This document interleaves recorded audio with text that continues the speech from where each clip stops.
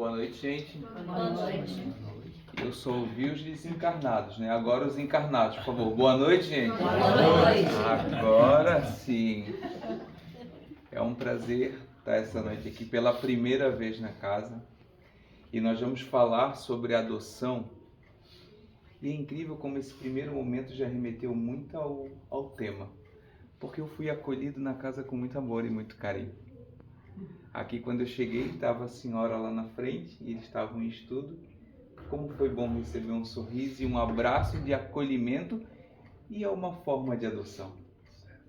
Quando nos acolhe e nos abraça dessa forma. E a proposta de hoje é até isso. É a gente, através do olhar da doutrina espírita e dos ensinamentos do Cristo, também não pensar na adoção somente como adotar um filho, mas quantas formas de adoção nós temos todos os dias em nossa vida. Quantas formas de adoção nós praticamos a todo momento no nosso dia a dia. Porque nós poderíamos aqui trazer inúmeras questões e fazer uma apresentação muito rebuscada. Mas a doutrina do Cristo e os ensinamentos da doutrina espírita estão no nosso dia a dia. E essa é a proposta de hoje, de falar de adoção. Nessa conversa fraterna, eu costumo dizer que é uma conversa. Porque aqui nós trocamos, e as conversas são isso, são trocas. Eu hoje estou com a tarefa de tentar trazer uma mensagem que a espiritualidade me solicita trazer a vocês. E vocês estão doando esse amor e esse carinho nesses olhares fraternos. Essa é a proposta dessa noite de hoje. E uma promessa eu faço para vocês. Todos nós vamos sair melhor do que nós chegamos. Com certeza absoluta, todos vão levar o que vieram buscar. Porque eu acredito muito, e não sei vocês, que o verbo do momento é compartilhar. É dividir. Foi isso que João registrou quando Cristo falou: se observai a minha lei e me amar, eu rogarei ao Pai o Consolador prometido. E bendito seja Ele que está hoje aqui reunindo todos nós nessa sala e nessa casa de oração. Como vocês viram, a gente traz o auxílio da arte espírita junto. Porque nós, ainda entusiastas da arte, a gente acredita que a música e a arte são mecanismos de comunicação com a espiritualidade. Nós estamos todos, através da encarnação, em busca de uma evolução. E a gente muitas vezes não consegue alcançar a transformação. E a música nos proporciona isso. E lá no fundo do nosso âmago, entender as nossas dificuldades. E muitas vezes nem a prece alcança lá, a música vem e nos transforma. Então esse é o meu primeiro convite. A gente fazer com que a música toque aos nossos corações. E aí nós vamos falando sobre o tema durante a noite. Antes de a gente iniciar, eu vou trazer uma música que eu tenho certeza, para mim, ela fala muito sobre a adoção. É a gente olhar para aquele que está do nosso lado. É a gente valorizar aquele que está conosco. Seja ele da nossa família consanguínea, seja ele da nossa família universal. Que a gente possa, através dessa música, buscar na nossa mente e no nosso coração aqueles que nos cercam e que a gente ama muito.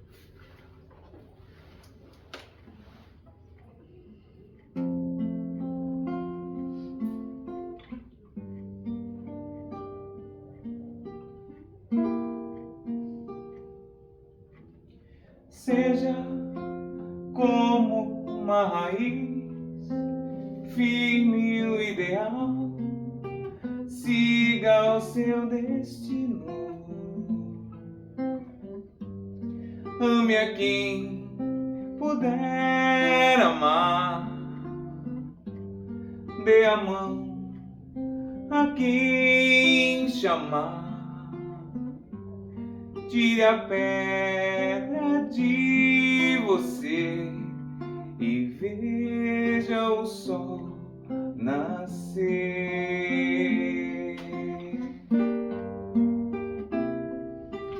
Vai, faça uma canção, abra o coração, que Ele ajudará.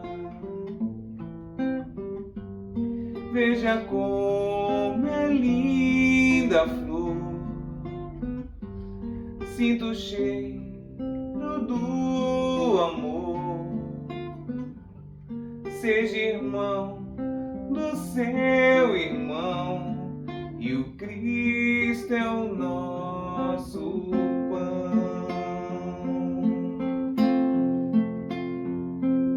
Ser fundo, ao mais fundo ser, o desejo do mais débil ser, ter a paz que finge ter, o mais puro e inocente ser. Ter alguém que pinte o sol, que acorde às manhãs, ver o artista que criou e amar como ele amou.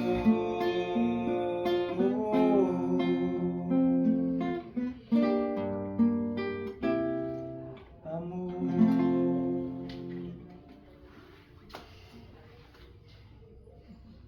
Essa música eu escolhi para o começo da nossa conversa, porque a gente olhar para aquele que está do nosso lado, olhar aquele que está a todo momento dividindo essa encarnação conosco, já é um ato de amor incrível. E quando a gente fala de adoção, me fez refletir sobre algumas questões.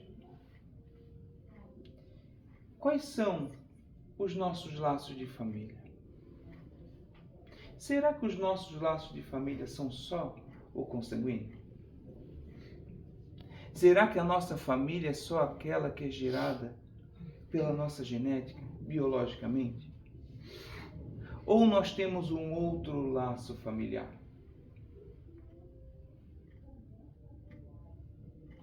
O que a doutrina espírita nos fala sobre isso? O que ela nos convida a refletir sobre os laços de famílias que nós temos?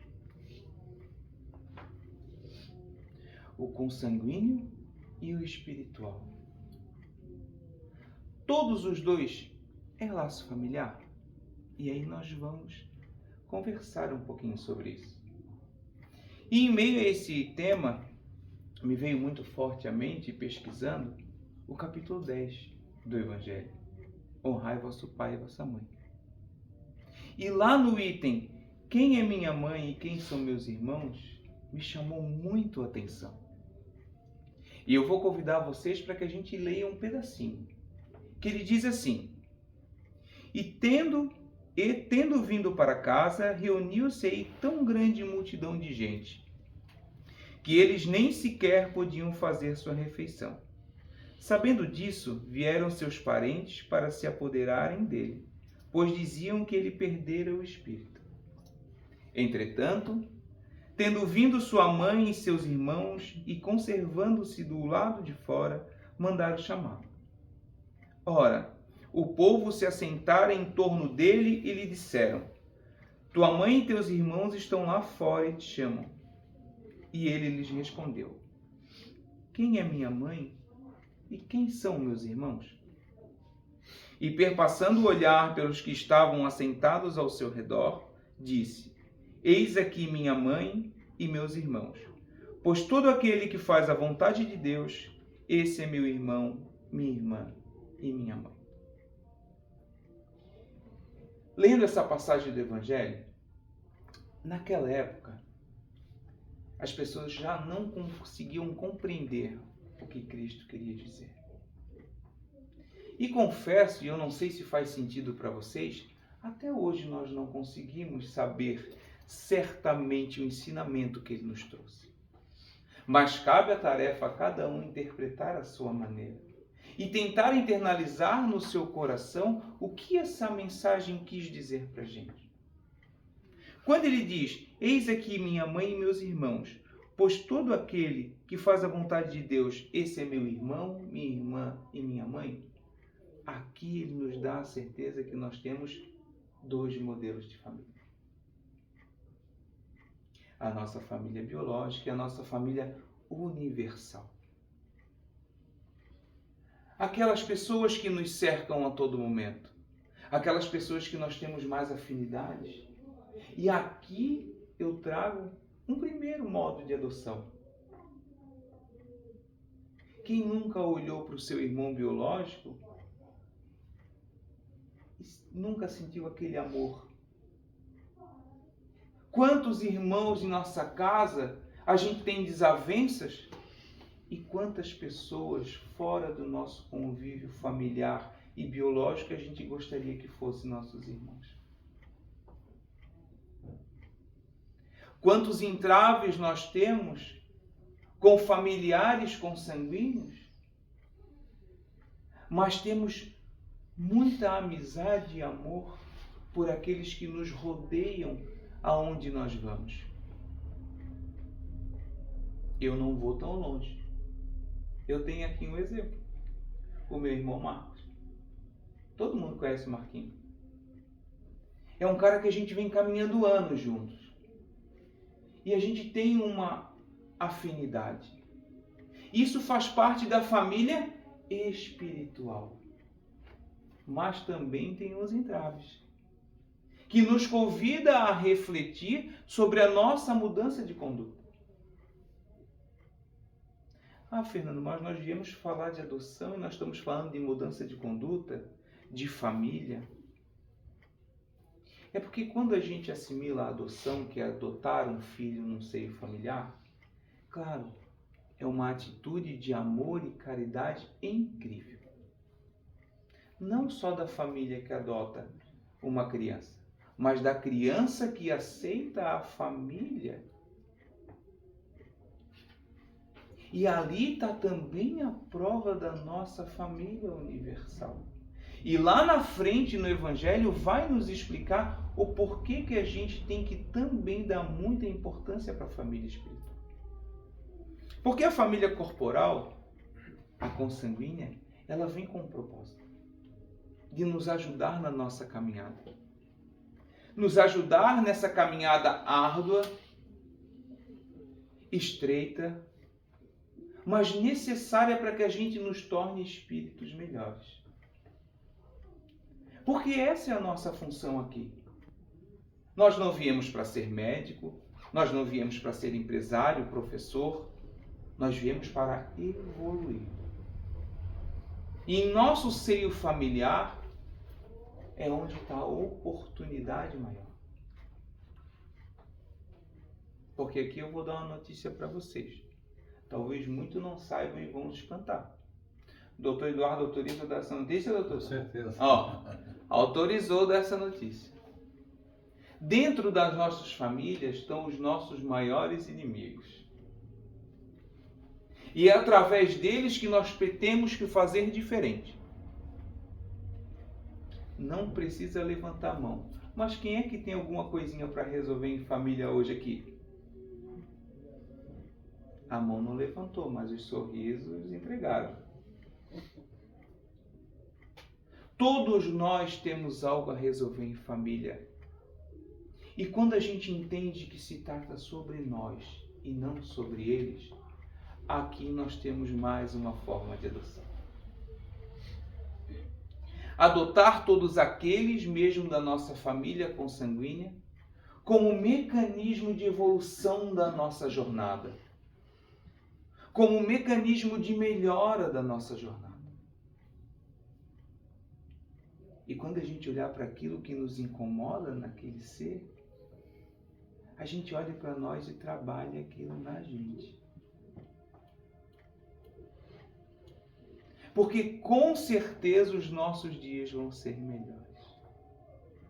A nossa caminhada vai ser mais leve. E isso realmente é fazer parte de uma família. Seja ela espiritual ou seja ela consanguínea. No Evangelho tem um item que se chama a parentela corporal, que eu também vou convidar vocês para ler, mas antes eu vou trazer uma canção. E essa canção me ajuda a refletir sobre mais uma vez as nossas dificuldades. E desculpem estar sendo redundante falando em nossas mazelas e nossas dificuldades. É porque ainda temos que trabalhá-las muito mais do que as vitórias. E as vitórias elas vão vindo paulatinamente. Mas quando a gente tem noção que essas dificuldades elas servem para nos tornar melhores, a gente consegue trazer esses desafios e tratá-los de forma mais leve. Eu convido a todos, se quiserem pensar e vibrar por aquele desafio que a gente tem hoje, através dessa canção, dessa letra, e convido a fechar os olhos quem quiser. A gente vai trocando vibração, fluido, e com certeza a gente vai conseguir solucionar rapidamente esse desafio.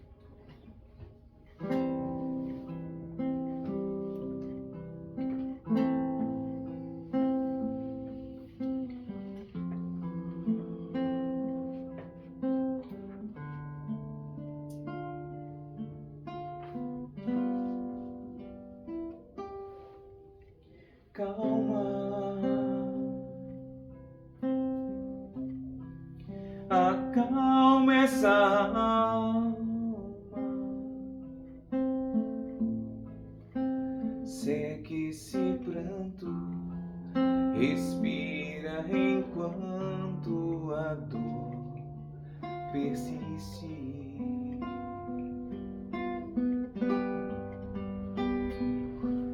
Veja,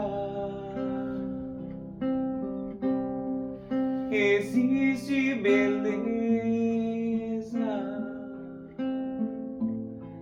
mesmo quando a vida está dolorida, ela deve seguir.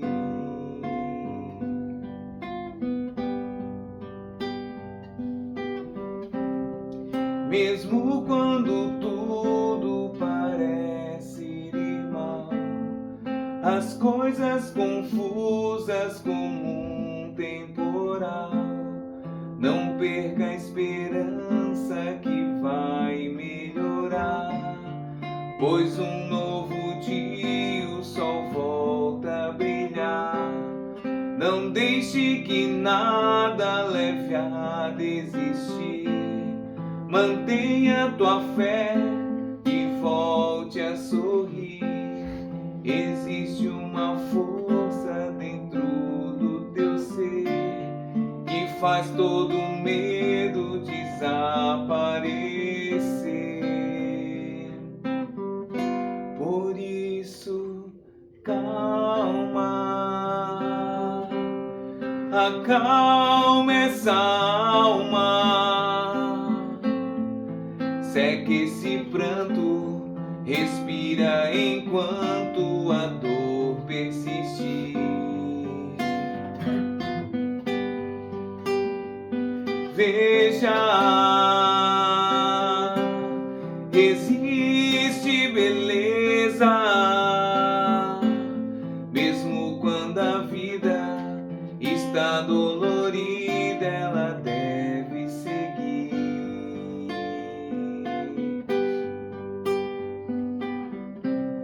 Mesmo quando tudo parece ir mal, as coisas confusas como um temporal, não perca a esperança que vai melhorar, pois um novo dia o sol volta a brilhar. Não deixe que nada leve a desistir, mantenha tua fé e volte a sorrir. Existe uma força dentro do teu ser que faz todo medo desaparecer. Por isso, calma.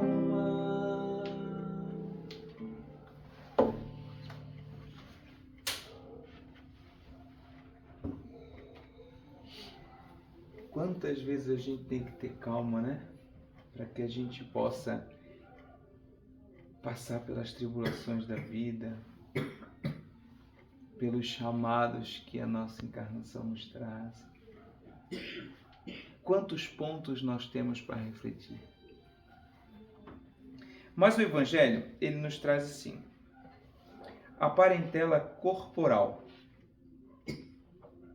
E aí fala um trechinho. Os laços do sangue não criam forçosamente os liames entre os espíritos. O corpo procede do corpo, mas o espírito não procede do espírito. Porquanto o espírito já existia antes da formação do corpo. Não é o pai quem cria o espírito de seu filho. Ele mais não faz do que lhe forneceu o invólucro corpóreo, cumprindo-lhe, no entanto, auxiliar o desenvolvimento intelectual e moral do filho para fazê-lo progredir. Olha que interessante. O corpo procede do corpo, mas o espírito não procede do espírito. Claro que a gente precisa ser agradecido àquelas maravilhosas mães que nos deram a oportunidade de vir à Terra. Aos nossos pais, que em conjunto com as mães, nos permitiram estar aqui hoje conversando sobre o Evangelho do Cristo. Mas isso faz-nos entender a importância de a gente ver uma família universal. A gente vê que cada um tem a sua trajetória, que cada um tem as suas dificuldades, as suas mazelas, mas também os seus méritos. E aí a gente fica mais uma vez com a facilidade de entender o propósito do outro em nossa vida. Porque aí vem mais uma forma de adoção. Quantos de nós adotamos os agregados em nossa vida? Quantos genros? Quantas noras?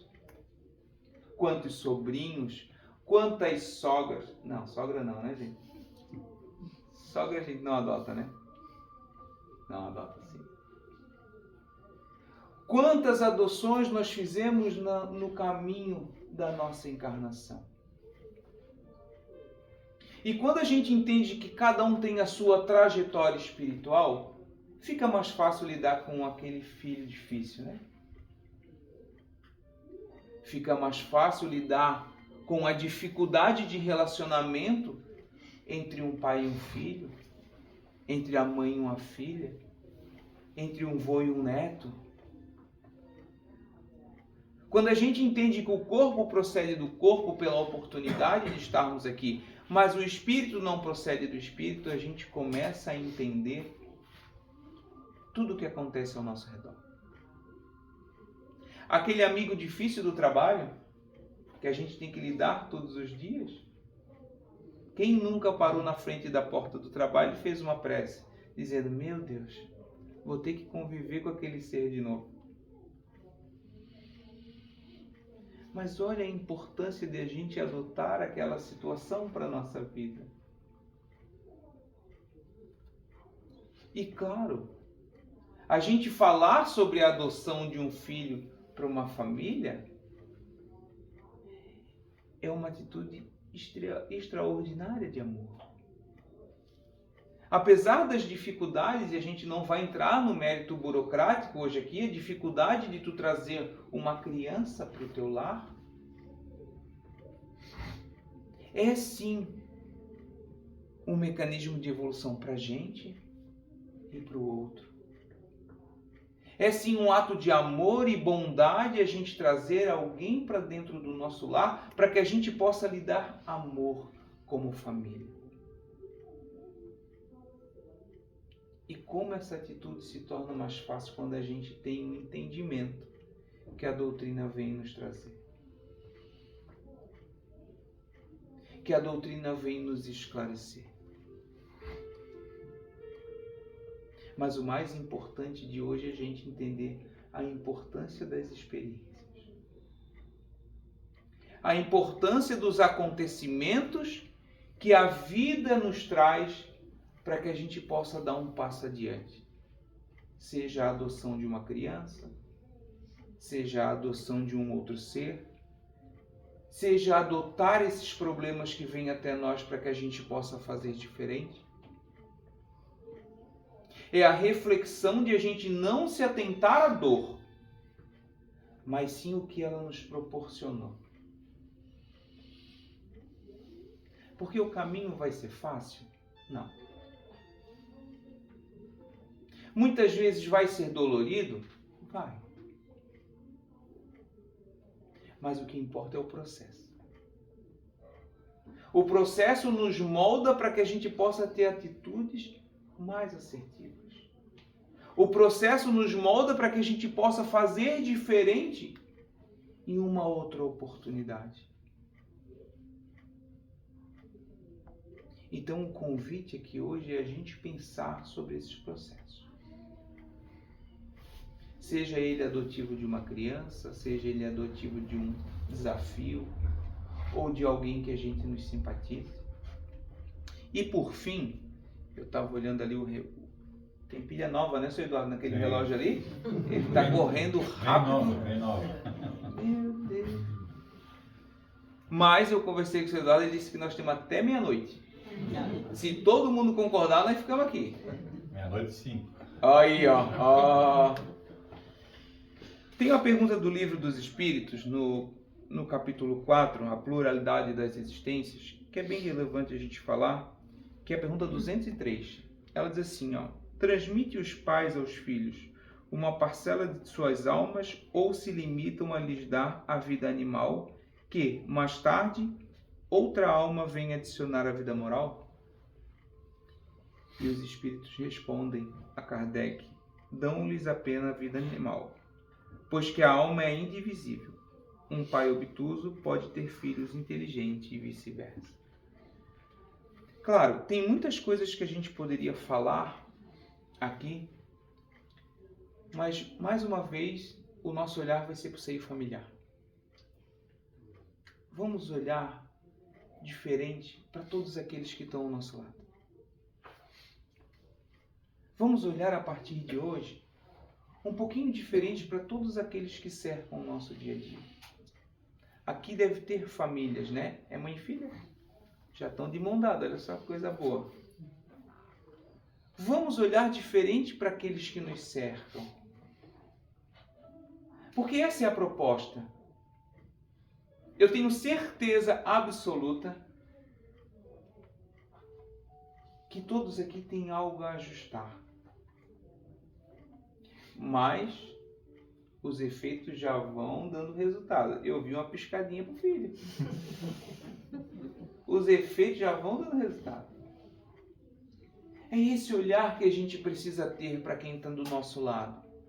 Seja ele da nossa família consanguínea ou seja ele da nossa família espiritual, universal.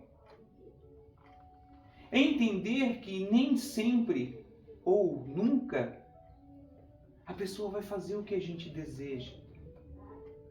Mas olhemos nós, seres de caminhadas diferentes, a oportunidade de nós nos amarmos. Lembro de uma história do Chico, do colega dele, que ele tinha um escritório de contabilidade. E certa feita ele chegou no escritório dele de contabilidade e estava tudo bagunçado.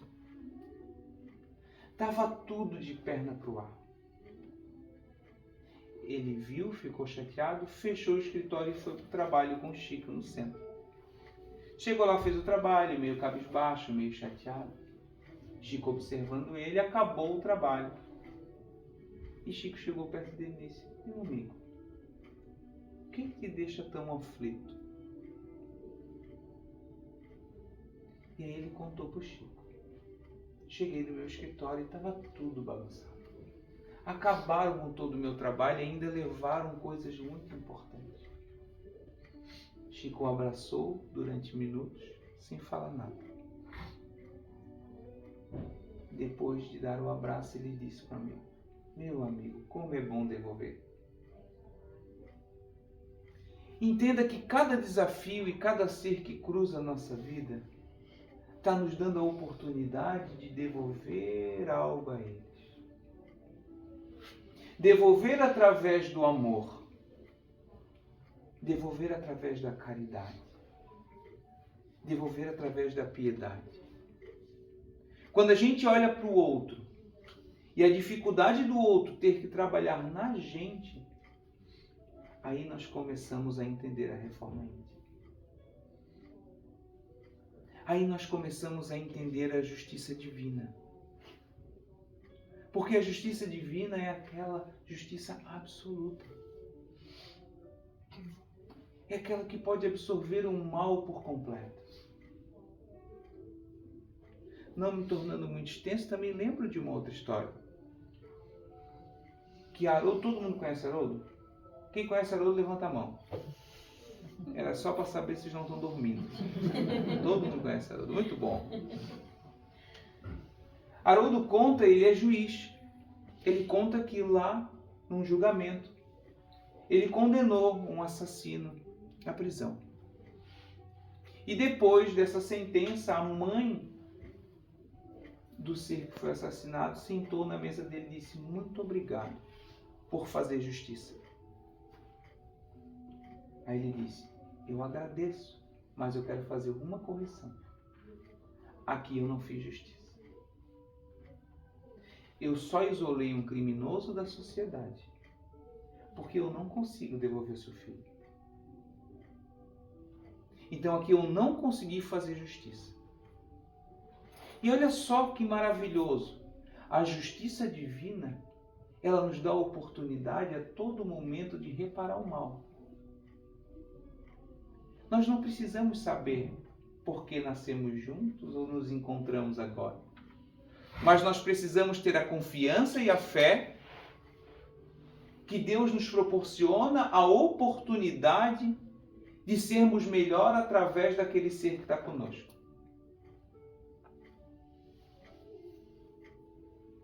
E um dos mecanismos é a gratidão. Por isso eu encerro hoje aqui agradecendo todos vocês pela paciência, pelo carinho, por sair do seu lar, que muitas vezes a gente sabe que é difícil chegar até aqui, e se propor a ouvir uma mensagem de quem se propôs estar aqui como instrumento da espiritualidade. Então, muito obrigado a todos os olhares carinhosos. Para finalizar, nós vamos fazer uma música e nós vamos quebrar um pouquinho o paradigma dos centros espíritas, que tem centro que diz que a gente não pode cantar, não pode ser alegre, bater palma. E nós vamos quebrar um paradigma aqui, que eu tenho certeza que essa casa é bastante artística. Então, por favor, quem souber, me ajuda a cantar bem alto. Porque Cristo é alegria. Cristo é amor. Que a gente possa abastecer os nossos corações com muita esperança, com muita fé. E não sucumbir diante dos desafios, mas sim ser pontes e não construir muros, para que a gente possa ir adiante.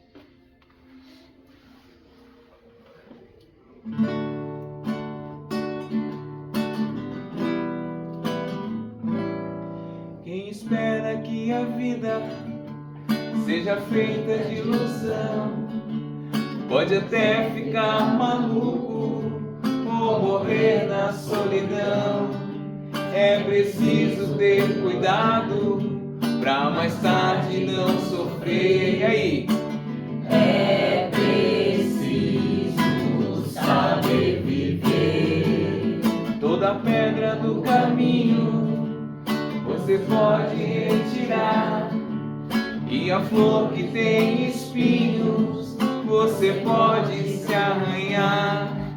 Se o bem ou o mal existem, você pode escolher. É preciso saber viver. Bastante amor agora, hein? É preciso saber viver. É preciso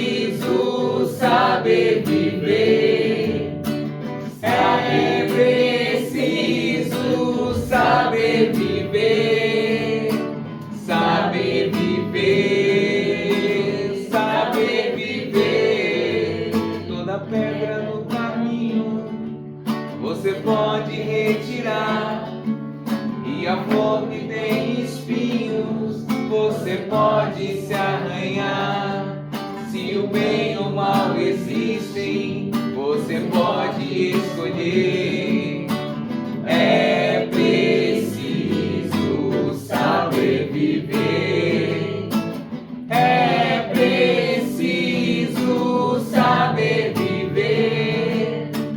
É preciso saber viver. É preciso saber viver. Saber viver. Saber viver. Agora pro coração, vai. É preciso saber viver. É preciso saber viver. É preciso saber viver. Saber viver. Saber viver. Obrigado, gente. Boa noite. Tem uma historinha que eu ouvi uma vez de Geraldo Campete, eu lembro muito quando alguém bate palma. Que diz que Geraldo foi a uma palestra e bateram palma para ele. Aí ele perguntou para o mentor dele: essas palmas foram para mim? Aí um mentor que se preze disse: você acha que foi? Aí ele, muito teimoso, disse: e não foi? Aí o mentor: não, foi para eles que tiveram a paciência de te ouvir. Então essas palmas é para vocês. Obrigado, boa noite.